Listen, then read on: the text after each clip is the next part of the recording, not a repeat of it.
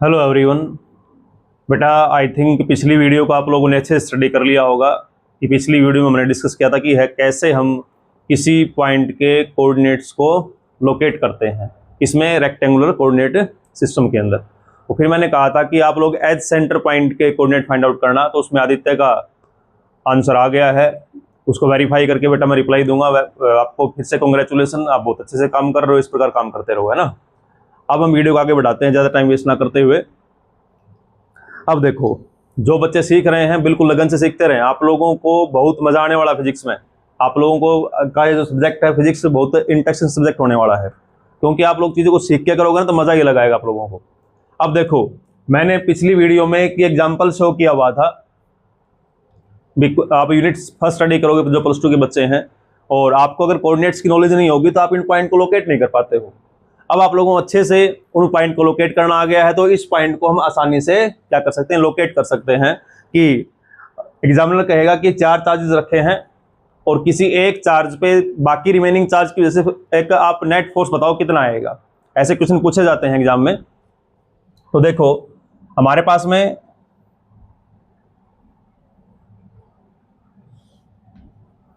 ऐसे आप कोई भी 2 एक्सिस सेट करेंगे, क्योंकि इसने 2 ही कोऑर्डिनेट की बात की है। इसका मीनिंग उसने इन चार्जेस को किस में रखा है, किसी प्लेन में रखा हुआ है।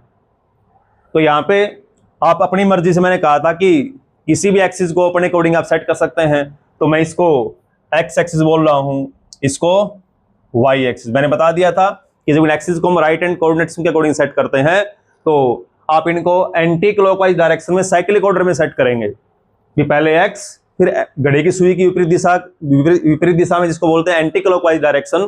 तो एक्स के बाद क्या आ जाएगा, वाई आ जाएगा। एक पॉइंट को आप मान लेते हैं ओरिजिन, तो इसको आपने बोल दिया ओरिजिन। अब इन चारों चार्जेस को आप आसानी से लोकेट कर सकते हैं। कैसे भी, चार्ज क्यू कहाँ रखा, 0 0 पे, तो कोऑर्डिनेट 0 0 है, एक्स भी 0 वाई भी 0। तो ये चार्ज कहाँ रखा होगा, यहां रखा होगा। तो ये आपका जो चार्ज है क्यू, ये इस पॉइंट पर रखा होगा। ओके, थोड़ा अच्छे दिखने लग जाएंगे आप लोगों ये पॉइंट। और ये है A0 और ये है 0A और ये है 0 0 और ये है -Q A।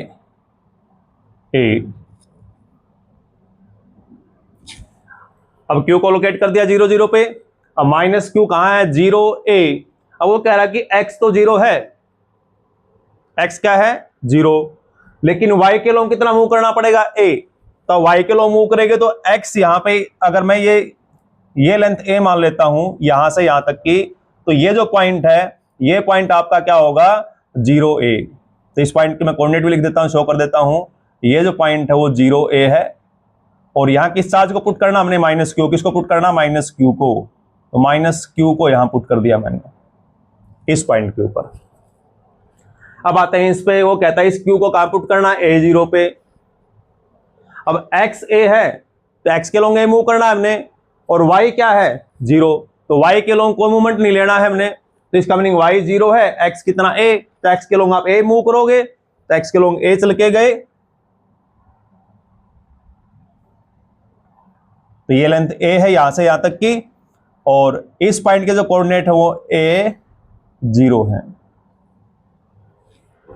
अब इस फोर्थ चार्ज को पुट करना हमने, तो इस फोर्थ चार्ज को पुट करेंगे तो -Q कोऑर्डिनेट क्या है, A। इसका मतलब मैंने समझाया था अच्छे से, कोऑर्डिनेट्स की डेफिनेशन क्या होती है, जो लेंथ हम ट्रेवल करते हैं किसी एक्सिस के लोग उस पॉइंट पे पहुंचने के लिए, the length which is travelled by us to reach the point, वो क्या कहलाता है, कोऑर्डिनेट। तो A x के लोग आपको कितना मूव करना पड़ेगा, A। y के लोग कितना मूव करना पड़ेगा, A। तो आप बिल्कुल इसके ऊपर बैठे होंगे यहां। तो इस पॉइंट के कोऑर्डिनेट क्या है, इस पॉइंट के जो कोऑर्डिनेट हैं वो A है भाई। और यहां कौन सा चार्ज रख दिया आप लोगों ने, यहां चार्ज रख दिया -Q। इसको -Q दे रखा है इसने, यहां पे जो दे रखा पुट करना हमने। अगर हम देखें, ये लेंथ भी A है, ये लेंथ भी A है, और यहां से यहां मूवमेंट ले रहे हो तो ये लेंथ भी ए है और ये भी ए है, तो आपके पास में एक स्क्वायर बन जाएगा। क्या बन जाएगा? एक स्क्वायर। तो उस स्क्वायर के 4 कॉर्नर आ गए, तो आप इसको ज्वाइन कर सकते हैं ऐसे, उन 4 कॉर्नर को।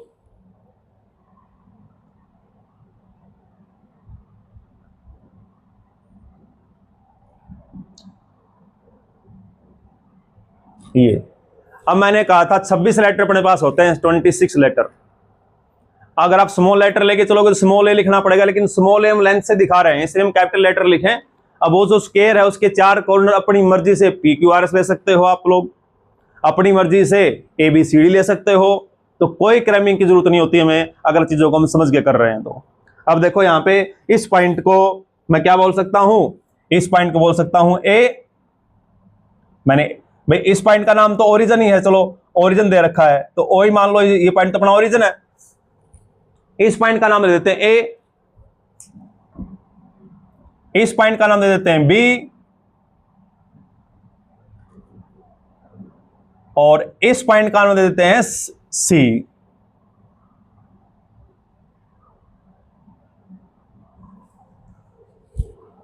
तो जब आप लोगों की यूनिट फर्स्ट स्टार्ट करूंगा तो ये सेम एग्जांपल आप लोगों को सोल्व करके दिखाएंगे कि आप, वो एग्जामिनर किसी के लिए बोल सकता है, वो कहेगा कि जो चार्ज बी पे रखा है उस पे बाकी 3 बच गए, वो कितना फोर्स लगा रहे हैं।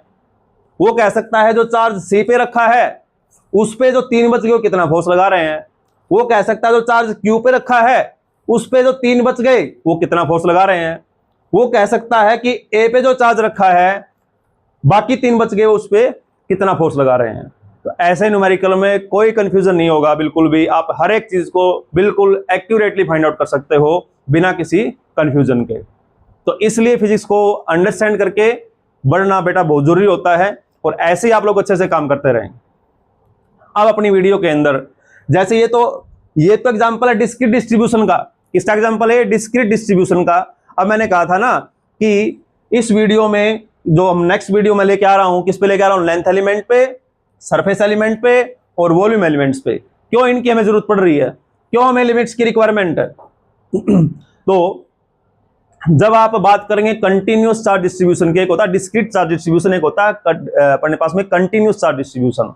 जैसे आपका जो कंटिन्यूअस चार्ज डिस्ट्रीब्यूशन है वो लाइन पे भी हो सकता है, वो एक इस सरफेस पे फैला हो सकता है। जैसे बोर्ड अपना एक सरफेस है, इस पूरे सरफेस पे फैला हो सकता है, तो कंटिन्यूअस डिस्ट्रीब्यूशन है। आपके पास में एक स्फीयर है, एक क्यूब है, उस पूरे में चार्ज भरा हुआ है, तो आपका चार्ज किस में भरा हुआ है? वॉल्यूम में, तो आपका वो वॉल्यूम डिस्ट्रीब्यूशन है। तो वहां पे हम क्या करते हैं, कॉन्टिन्यूअस डिस्ट्रीब्यूशन के अंदर डायरेक्टली हम सीधा फाइंड आउट नहीं कर सकते किसी चीज को, हमें क्या करना होता है, उनको छोटे स्मॉल एलिमेंट्स में डिवाइड करना होता है। अगर अपने पास में लाइन डिस्ट्रीब्यूशन है तो हम लेंथ एलिमेंट लेंगे, अगर हमारे पास में सरफेस डिस्ट्रीब्यूशन है तो हम सरफेस एलिमेंट लेंगे, और अगर हमारे पास में वॉल्यूम टाइप डिस्ट्रीब्यूशन जैसे स्फीयर हो गया, क्यूब हो गया, कोन हो गया, तो हमारे पास में या सिलेंडर हो गया, तो उसमें क्या है? वॉल्यूम डिस्ट्रीब्यूशन है, तो हमें क्या किसकी रिक्वायरमेंट होगी? वॉल्यूम डिस्ट्रीब्यूशन, वॉल्यूम एलिमेंट की रिक्वायरमेंट होगी। तो इसलिए मैंने लिखा कि how can we find out, very very important video है। आप लोगों ने यूनिट अपने जो 12th क्लास है या +1 में मोमेंट में फाइंड आउट करते हैं, क्या फाइंड आउट करते हैं? Moment of inertia. मान लो एक रोड है, तो मोमेंट ऑफ इनर्शिया अकेले मास पे डिपेंड नहीं करता, वो डिपेंड करता है डिस्ट्रीब्यूशन ऑफ मास पे। ओनली इनर्शिया मास पे डिपेंड करता है, मोमेंट ऑफ इनर्शिया किस पे डिपेंड करता है? डिस्ट्रीब्यूशन ऑफ मास पे डिपेंड करता है। ओके, उसी प्रकार दूसरा, मोमेंट ऑफ इनर्शिया किस एक्सिस के अबाउट आप फाइंड आउट करने जा रहे हो, उस एक्सिस की ओरिएंटेशन पे भी डिपेंड करता है। तो चीजों पे आएंगे +1 के बच्चों के लिए, +2 के बच्चों के लिए भी। जब आप लोगों का 1-2 का मैं सिलेबस स्टार्ट करूंगा तो बिल्कुल आप लोगों को मजा आने वाला है। कब? क्यों? क्योंकि आप उस समय फिजिक्स का लगभग 50%, मोर देन 50% कंसेप्ट सीख चुके होंगे इन कोऑर्डिनेट सिस्टम के थ्रू, तो आप लोगों को कोई क्रैमिंग की रिक्वायरमेंट नहीं होगी। इसलिए मैं फोकस करके बता रहा हूं, एग्जांपल दे रहा हूं। जैसे रोड है, मेरे पास में एक डिस्क है, उसका मोमेंट हमेशा पता करना हो, मेरे पास में एक स्फीयर है, उसका मोमेंट हमेशा पता करना हो, या अपना इसमें +2 में आ जाओ आप लोग यूनिट फर्स्ट में, तो यूनिट फर्स्ट में चार्ज डिस्ट्रीब्यूशन आपका डिस्क्रीट चार्ज डिस्ट्रीब्यूशन है, हमारे पास में वो दिखा दिया मैंने। अगर हमारे पास में कंटिन्यूस चार्ज डिस्ट्रीब्यूशन है तो चार्ज आपका लाइन पे भी डिस्ट्रीब्यूट हो सकता है, ऐसे लाइन पे भी क्या हो सकता है? डिस्ट्रीब्यूट। आपका जो चार्ज है वो मान लो कोई मैंने आर्बिट्रेरी सरफेस दिखा दिया, कोई भी आर्बिट्रेरी सरफेस दिखा दिया, उस पर डिस्ट्रीब्यूट हो सकता है, उस पर क्या हो सकता है, डिस्ट्रीब्यूट, ऐसे। ठीक है भाई। कोई चार्ज अपने पास में है, वो वॉल्यूम में फैला हो सकता है, जैसे मेरे पास में सिलेंडर है, या मेरे पास में एक नॉन कंडक्टिंग स्फीयर है। तो मेरे पास में मान लो नॉन कंडक्टिंग स्फीयर है, तो उस पूरे में चार्ज भरा हुआ है, उस पूरे में चार्ज क्या है, उस पूरे में चार्ज भरा हुआ है। आपके पास नॉन कंडक्टिंग चार्ज स्फीयर है, नॉन कंडक्टिंग चार्ज स्फीयर है, तो उस पूरे में चार्ज भरा हो सकता है। तो यहां किसकी रिक्वायरमेंट पड़ेगी, लेंथ एलिमेंट की। सबसे पहले स्मॉल लेंथ एलिमेंट का डिफाइन करेंगे, पूरी लेंथ के लिए हम क्या कर देंगे, उसको इंटीग्रेट, तो हमें लिमिट की रिक्वायरमेंट होगी, क्योंकि मैंने इस टॉपिक का नाम डाला है। अब सरफेस चार्ज डिस्ट्रीब्यूशन है, तो हम इस कंप्लीट सरफेस का एकदम से नहीं निकालेंगे, हम क्या करेंगे, इसको डिवाइड करेंगे छोटे छोटे सरफेस एलिमेंट्स में। पहले हम छोटा सा एक, यहां सपोज करो मैंने एक लेंथ एलिमेंट डिफाइन कर दिया, और अगर ये डिस्ट्रीब्यूशन मान लो हमारे पास में 3 एक्सिस हैं, अब यहां मैंने 2 दिखा रखी है, तो अगर इसके अकॉर्डिंग चलूं तो ये डिस्ट्रीब्यूशन किसके लोंग है, एक्स एक्सिस के लोंग, किसके लोंग है, एक्स एक्सिस के लोंग है। तो मुझे लेंथ एलिमेंट की रिक्वायरमेंट होगी, मैं मानूंगा उसको dx। मेरे पास में एरिया एलिमेंट है ये सरफेस, तो इसमें पहले मैं इसको ऐसे बहुत सारे स्मॉल सरफेस एलिमेंट में ब्रेक कर लेंगे, तो मुझे किसकी रिक्वायरमेंट होगी, मैं किसी एक सरफेस एलिमेंट का निकाल लूंगा, बाद में पूरे सरफेस के लिए क्या कर दूंगा, उसको इंटीग्रेट कर दूंगा, तो इंटीग्रेशन के फिर हमें लिमिट की रिक्वायरमेंट होगी। इसी प्रकार मेरे पास में वॉल्यूम डिस्ट्रीब्यूशन है, तो वॉल्यूम डिस्ट्रीब्यूशन पहले मैं एक स्मॉल वॉल्यूम एलिमेंट डिफाइन करूंगा, क्या डिफाइन करूंगा, स्मॉल वॉल्यूम एलिमेंट। तो स्मॉल वॉल्यूम एलिमेंट डिफाइन कर दिया, तो पूरा वॉल्यूम V है, इसका क्या मानेंगे, dV। पूरा एरिया A है, लेकिन इसका एरिया क्या मानेंगे, dA। तो एरिया एलिमेंट की रिक्वायरमेंट होती है। वॉल्यूम डिस्ट्रीब्यूशन तो में वॉल्यूम एलिमेंट की रिक्वायरमेंट होती है। तो मैंने कहा था कि ये वीडियो बहुत इंपॉर्टेंट होने वाली है बच्चों। एग्जांपल्स मैंने दे दिए साथ में, कि आप लोगों को कि कैसे हम फाइंड आउट करते हैं limits, length element, surface element and volume elements in the right hand coordinate system, या रेक्टेंगुलर कोऑर्डिनेट सिस्टम, या कार्टेशियन कोऑर्डिनेट सिस्टम, एक ही चीज है ये। तो इसका जो नेक्स्ट एक्सप्लेनेशन है वो मैं नेक्स्ट वीडियो में लेके आ पाऊंगा आप लोगों के लिए। टाइम की शॉर्टेज होने से इस वीडियो को बेटा मैं यही स्टॉप कर रहा हूं। तो अगली वीडियो में हम इस टॉपिक को स्टार्ट करने वाले हैं, जो कि वेरी वेरी वेरी इंपॉर्टेंट, आपको लाइफ टाइम काम आएगा, पूरे सब्जेक्ट में काम आएगा, चाहे +2 का सब्जेक्ट चाहे आपका +1 का सब्जेक्ट है।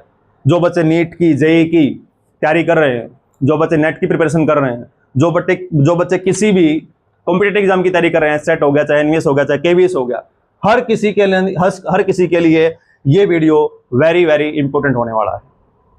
तो नेक्स्ट वीडियो का बेटा इंतजार कीजिए, मैं जल्दी अपलोड करूंगा। तो आज के लिए इतना ही। आप लोग इन चीज़ों को अच्छे से सीखते रहें, और आप लोगों के वैल्यूएबल कमेंट मेरे लिए बहुत वैल्यू रखते हैं। मैं एक डबल एनर्जी से नेक्स्ट लेक्चर को अपलोड कर पाता हूं आप लोगों के लिए। तो आप लोग वीडियो को लाइक करें, चैनल को सब्सक्राइब करें, उन वीडियो को जितने नीडी स्टूडेंट हैं उनको मैक्सिमम इस वीडियो को शेयर करें। थैंक यू बच्चों। नेक्स्ट पार्ट में इसका लेके आ रहा हूं। ओके।